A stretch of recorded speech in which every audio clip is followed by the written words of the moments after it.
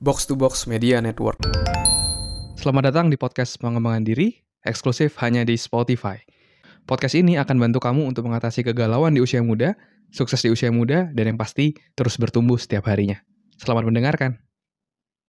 Hai, saya Andres Bordes, dan pada podcast kali ini saya akan share tentang cara menghilangkan rasa takut ketika mau memulai sesuatu. Ya, ini saya menjawab pertanyaan dari Ratna Amorti. Ya, dia nanya, ada beberapa pertanyaan di Instagram ya. Salah satunya ini yang mau saya bahas. Gimana cara menghilangkan rasa takut jika memulai sesuatu? Itu pertanyaan dari Ratna. Nah, mari kita bahas ya.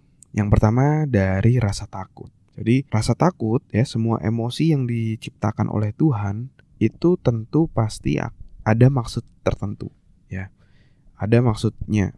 Tidak semerta-merta rasa takut itu buruk kayak gitu. Pasti ada baiknya. Kayak misalnya contoh kamu mau nyebrang jalan, terus kamu gak punya rasa takut, kamu gak tengok kanan kiri, kamu langsung lari nyebrang. Apa yang terjadi? Kamu pasti berpotensi untuk ketabrak gitu, celaka gitu. Nah, maka dari itu kita punya rasa takut kan, untuk kayak ngelihat kanan kiri ada kendaraan gak, ada bahaya gak gitu kalau kita nyebrang. Baru ketika udah aman, baru kita jalan ya.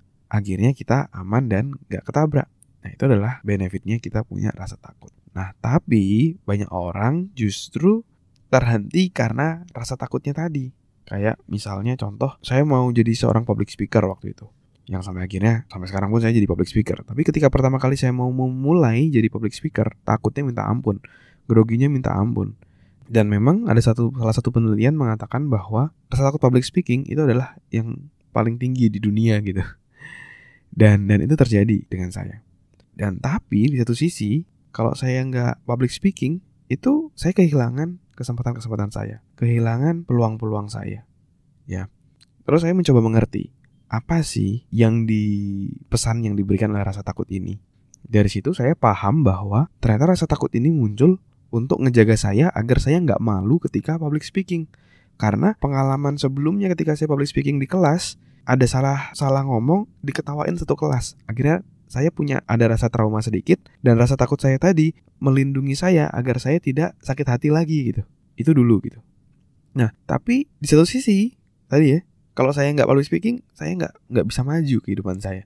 Akhirnya saya memahami apa yang ada dalam diri saya memberikan pengertian pada diri saya, dan juga yang paling utama adalah saya akhirnya berlatih public speaking. Saya ulang-ulang terus sampai akhirnya diri saya sendiri merasa bahwa oke, aku udah latihan berulang-ulang. Sekarang aku semakin terlatih, aku semakin pede dan siap untuk public speaking. Dan akhirnya rasa takut tadi pelan-pelan akan hilang. Dan saya pun kalau saya ketemu dengan diri saya 10 tahun lalu, 11 tahun lalu, saya akan berterima kasih bahwa saya udah dalam tanda kutip mengendalikan atau mengalahkan rasa takut saya tadi sampai akhirnya saya bisa public speaking. Ya. Jadi yang perlu kita lakukan ketika kita takut untuk memulai, kita perlu untuk memahami dulu apa sih pesan dari rasa takut tadi, memahami apa sih yang kita takutkan gitu. Dan kita juga bisa bayangkan ke depan konsekuensinya kalau kamu tidak melakukan itu, dan juga konsekuensinya kalau kamu melakukan itu gitu. Kalau kamu gak ngelakuin, kamu kehilangan opportunity. Kalau kamu ngelakuin, kamu dapat opportunity. Ya. Terus kalau misalnya ngelakuin tapi belum berhasil, resikonya ya paling diketawain. Tapi gak sebanding sama kesempatan yang saya dapat atau batu lompatan karir saya yang dapat ketika saya public speaking. Nah, akhirnya ketika saya udah memahami apa konsekuensinya, ya udah, saya maju ke depan. Nah, untuk bisa mengubah pola pikir tersebut, paling sederhana, kamu bisa ubah kata-kata yang ada dalam dirimu atau pertanyaan dalam dirimu. Seringkali kita jadi gak berani karena berpikir kalau gagal gimana. Tapi kenapa gak kita puter gitu, kita ubah gitu. Kita bukan nanya gimana kalau gagal, coba tanya gimana kalau berhasil. Daripada ngebayangin kalau kamu gagal, kenapa gak ngebayangin gimana kalau kamu berhasil. Itu yang waktu itu membuat saya jadi jauh lebih pede.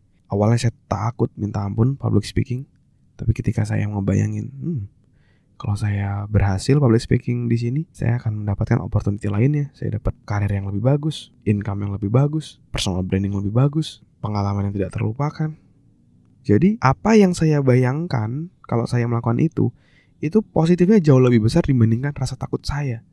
Dan itu akan mengalahkan rasa takut kita tadi dan membuat kita maju ke depan dan mampu untuk mengendalikan rasa takut kita. Bukan menghilangkan rasa takut, tapi mengendalikan rasa takut kita, membuat emosi tadi menjadi sekutu kita, bagian dari diri kita yang mendukung kita untuk berhasil. Itu yang harus kita lakukan. Terima kasih sudah mendengarkan episode kali ini. Semoga bisa bermanfaat dan menginspirasi. Dan kalau kamu merasa bermanfaat, kamu bisa kasih rating bintang 5 di podcast ini. Supportmu sangat berarti untuk kami. Dan juga kamu juga bisa share podcast ini ke sahabatmu, teman-temanmu, pacarmu, gebetanmu, saudaramu, agar orang-orang di sekitarmu bisa jadi jauh lebih baik dan terus bertumbuh setiap harinya. Dan kamu bisa juga share di Instagram, di Instastory, silakan mention @andreasbordes, nanti saya akan repost.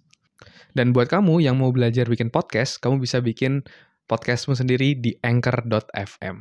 Buat kamu yang mau belajar cara detailnya, dari gimana menentukan tema podcast, gimana cara upload podcast di anchor.fm, sampai gimana agar kamu bisa konsisten bikin podcast, kamu silakan cek konten eksklusifnya, tutorial yang sudah saya buat, silakan klik link yang ada di deskripsi.